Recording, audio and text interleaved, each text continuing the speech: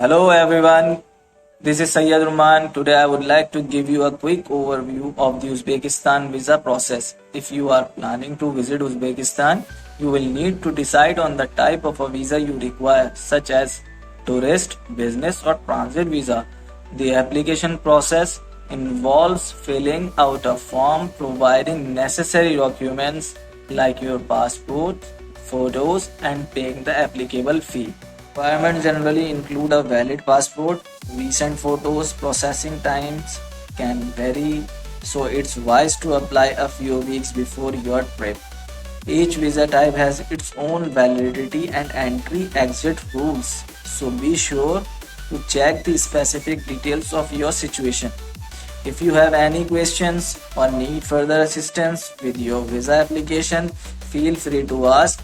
You can comment me in comment section. I will be there for you. Thank you so much.